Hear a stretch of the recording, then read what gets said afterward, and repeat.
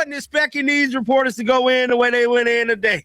But they had some receipts on Kevin Stefanski, and they damn sure for to make his time in Atlanta a very, very tough one because he cannot escape what he has done to Shedeur Sanders. I ain't lying. Oh, I ain't like, God is good, man. God is good. Kevin Stefanski had his greeting press conference today down in Atlanta. It's possible to bounce back from a tough losing streak. A bad draft pick? No problem. You can bounce back from that.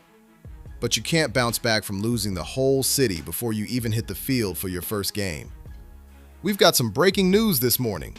Things in Atlanta have taken a serious turn, moving from a locker room issue to a major civic protest.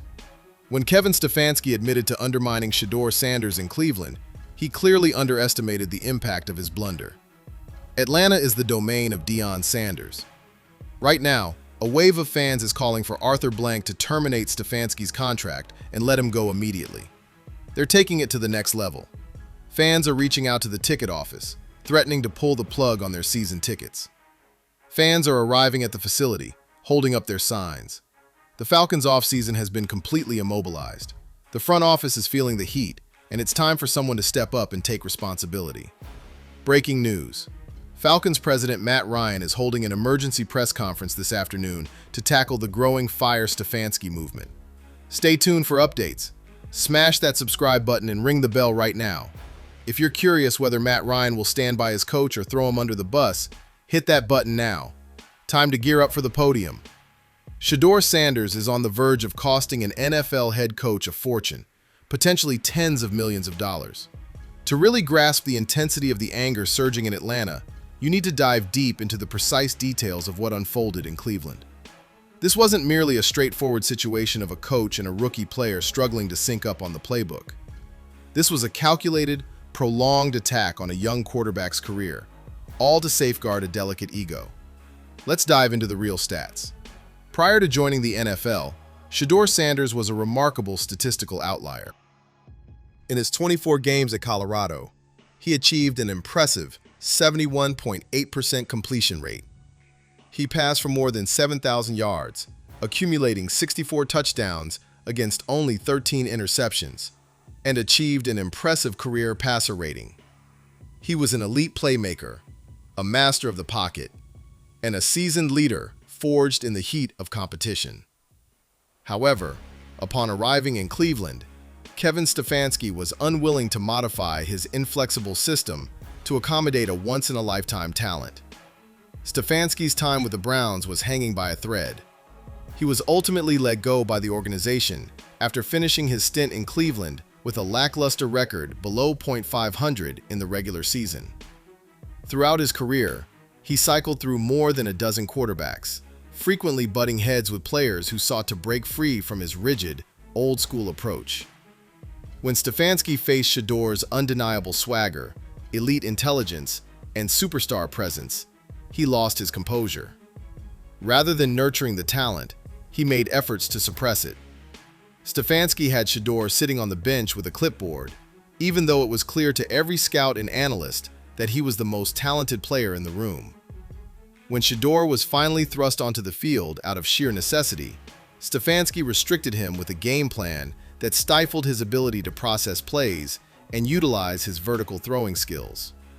However, the most frustrating aspect wasn't the strategy drawn on the whiteboard.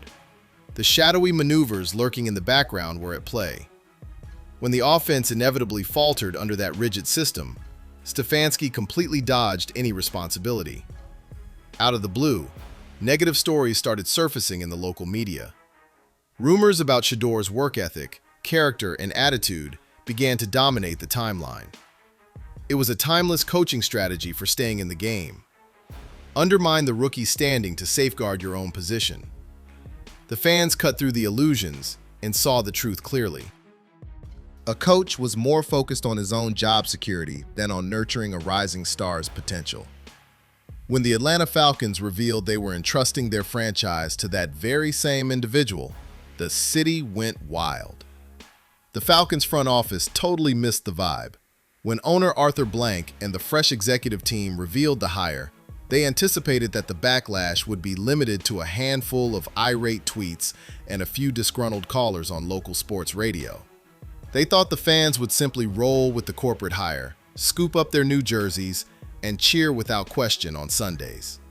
They completely missed the mark. Just hours after the official announcement dropped, the opposition sprang into action, quickly becoming a well-organized and formidable threat to the brand. A social media account named Fire Stefanski has just skyrocketed, amassing 50,000 followers in just one day. A passionate Reddit community emerged to oppose the hire, quickly growing to 30,000 engaged and active members. These fans were definitely making their voices heard. They were making moves. They put together extensive spreadsheets, video proof, and statistical data that demonstrate Stefanski's intentional undermining of Shador in Cleveland. However, the situation escalated into a real nightmare for the executives when it transitioned from the online realm to reality. On a calm Saturday morning, more than 2,000 Falcons fans flocked to the team's expansive practice facility in Flowery Branch, Georgia. They showed up with megaphones. Huge signs were displayed stating, "Sabotage has no place in Atlanta, and we won't forget what you did to Shador." News helicopters hovered continuously over the site. Major sports networks interrupted their usual programming to showcase the wild scene developing on the field. What started as a simple, routine hiring process has turned into a full-blown public relations nightmare. The fans have spoken loud and clear. "We won't be swayed to cheer for the bad guy." Protests outside a practice facility can be quite humiliating, but they typically don't lead to a head coach's dismissal by themselves. Ever wonder what really leads to coaches getting the boot in the NFL? Cash. Complete and total financial leverage. The savvy masterminds behind this colossal initiative pinpointed the Falcons' vulnerability with precision. They completely skipped the PR department and went right for the organization's cash flow. To grasp the true significance of this rebellion, you need to consider the financial implications at play. In 2002, Arthur Blank acquired the Atlanta Falcons for about $500 million. As we approach the 2026 season, the organization boasts an impressive valuation of $6.4 billion, raking in hundreds of millions in revenue each year. This is a huge corporate entity that depends completely on consumer trust to keep going.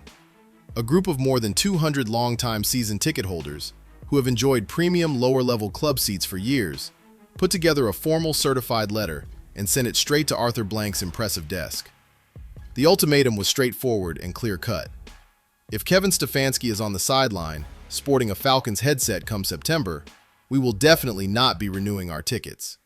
They were dead serious.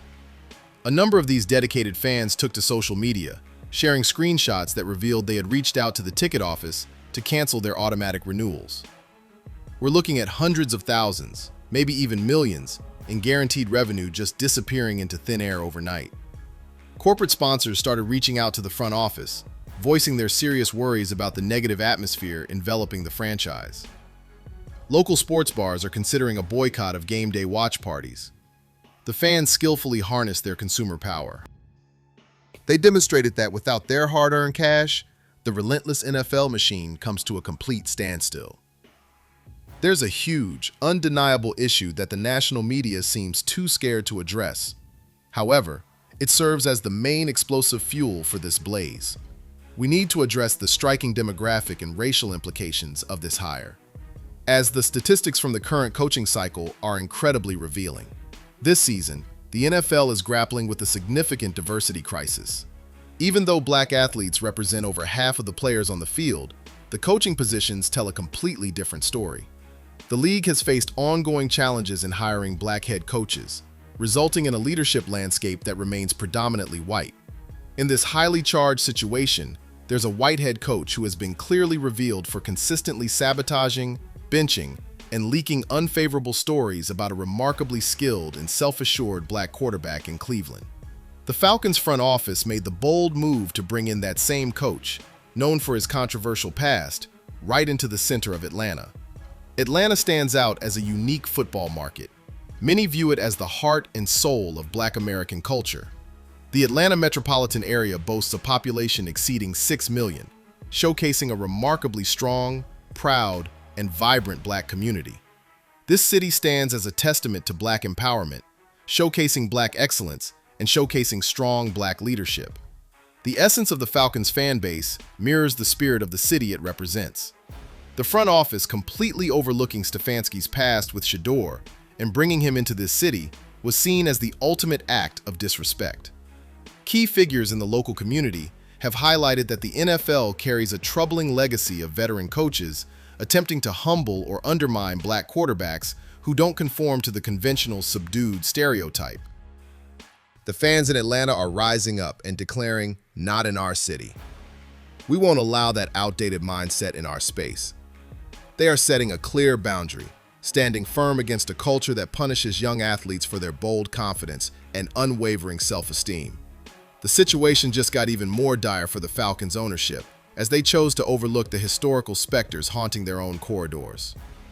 The Atlanta Falcons and the Sanders family legacy are two topics that go hand in hand. Time to hit the rewind button. Who did the Atlanta Falcons pick with the 5th overall selection in the 1989 NFL Draft? Deion Sanders. Deion "Primetime" Sanders truly crafted his legendary status right in the heart of Atlanta. He infused the Falcons with an unmatched energy, confidence, and cultural significance that the franchise had never experienced before and has been striving to regain ever since.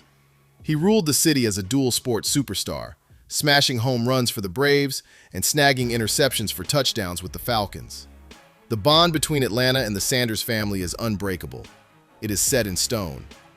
When the Falcons front office chose to bring on board the very person who spent a year attempting to undermine the career of Deion Sanders' own son, it felt like a deep betrayal of the city's rich history. The fan base has a strong, almost familial loyalty to the Sanders family that spans generations. They recall the vibrant neon lights. They recall the high-stepping. Bringing Kevin Stefanski on board was seen as a slap in the face, not only to Shedeur, but also to the legacy of Coach Prime. You can't just waltz into the house that Primetime built and think the fans will welcome the guy who tried to undermine his legacy. It's a poetic injustice, and the fans are ensuring that the front office feels the heat for their complete lack of self-awareness. What's the deal with the players on the roster right now? What's up with the Atlanta Falcons not saying anything about their new coach? The plain fact is, they are voicing their opinions, just not into a live mic. Insider reports reveal that the Falcons locker room is quietly pushing back against Kevin Stefanski. Multiple veteran players have reportedly conducted exclusive meetings among themselves, where they voice significant concerns regarding the recent hire. Consider the emerging stars on this lineup. Consider a quarterback room that requires guidance, not authoritarian control. Do you really think any young playmaker is eager to be shaped by a coach known for crushing a rookie's confidence? They reviewed the footage of what went down with Shedeur in Cleveland. They are absolutely scared. They understand that if Stefanski was ready to politically undermine a player as immensely talented and renowned as Sanders, he wouldn't hesitate to do the same to them when the going gets tough to protect himself. However, NFL players find themselves in a tough spot. Their huge contracts come with strict non-disparagement clauses. Publicly attacking their head coach could lead to severe financial penalties, harsh benchings, or being permanently branded as locker room cancers by the league's top owners. They discovered an ingenious contemporary solution. Current players are reportedly using anonymous back channels to connect with the leaders of the fan protests. They're subtly sliding into DMs with a strong message of support, basically urging to keep the pressure on. While we can't voice this publicly, we totally stand behind everything you're doing. This is an incredible and completely unmatched partnership in the realm of professional sports. The fans are stepping up as the fierce voice for a locker room that has been completely muted by corporate deals. As the fans unleash their fury outside the building, and the players quietly plot their descent in the locker room, a full-blown civil war is unfolding in the executive suites. Arthur Blank is livid, and the blame game is ripping his front office to shreds.